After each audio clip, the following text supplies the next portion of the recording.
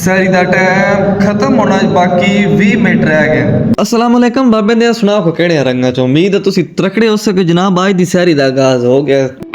सैरी करने तो बाद जनाब अपना नेशनल फूड पंजाबी चाह अंदर वगाई एक कप तो उस तो बाद शहजादे दी इफ्तारी लेके जा रहे हो जनाब। मस्जिद वाली साइड रवाना हो गया। दोस्तों के तुहानू पता है कि गुज़श्ता रात नु हुई है अल्लाह पाक दी रहमत बारिश। जनाब बारिश बहुत तेजी दे नाल लगी है जिस समय घंटे दा ऐलान करके असी आए मस्जिद वाली साइड। खैर अल्लाह पाक दे बरकत ना लेके सफर दा आगाज कीता तो जैसा कि राह तुसी वेख रहे हो बूंदाबांदी भी जारी है तो जनाब पानी भी जगह जगह ते रुकी है। खैर मैं मस्जिद आ गया मस्जिद सैरी मस्जिद लेना तो बाद जनाब मैं काफी फदाई सैरी ते सैरी लेके जा रहा। रोज़ेदारो अल्लाह नबी दे प्यारे हो सैरी दा टाइम खत्म होना बाकी 20 मिनट रह गए।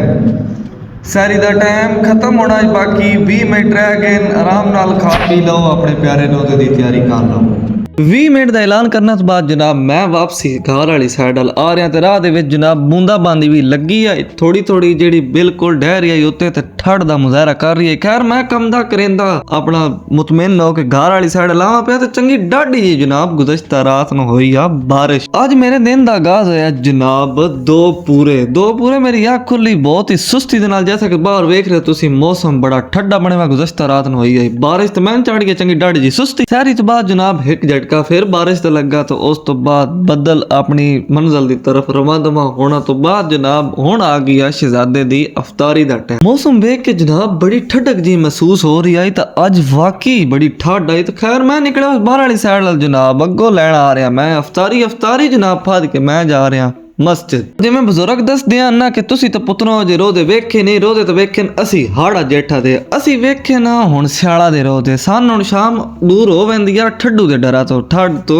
किस टाइम असी लेके आओगे बिस्तरे च तारी लेके मैं जावां पे जनाब मस्जिद वाली साइड ते ए ओ हमला जेड़ा रात नु बारिश ते हवाऊ कीता इस कणका ना यकीन मन्नो नाज़रीन साडी मस्जिद दा व्यू इतना टॉप क्लास दा लगदा पिया ना उत्तों बदल ते नाल मीनार ते विचकार दरबार शरीफ दा गुंबद। उस तो बाद जनाब मैं अफ्तारी लेके मस्जिद विच अगो काफी सारा रश आ रहा है इत्काफ वाली जगह को जनाब मैं अफ्तारी लैके जा रहा तो ए पर्दे लगे गए इत्काफियां दे हौली हौली इत्काफियां दी अफ्तारी दा सिलसिला जनाब शुरू हो गया ते मैं ऐलान कड मारिया अफ्तारी दा। प्यारियो रोज़े दा टाइम हो गया है रोज़ा अफ्तार कर दियो।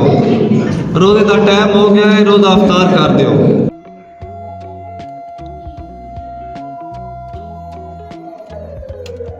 ऐलान होंदा जिद्दा सारे दिन तो बाद जनाब आवाम नो बेसब्री दे नाल इंतजार होंदा। खैर आस्ता आस्ता मगरब दा आगाज हो गया ते नमाज़ीन मस्जिद दी तरफ आ रहे हैं ते ऐ अगो जनाब रमजान मुबारक दियां रौनकां कुछ दिन नहीं रह गए मेहमान बाकी तुसीं अपना तो अपने पैरां दा रखना ढेर सारा ख्याल।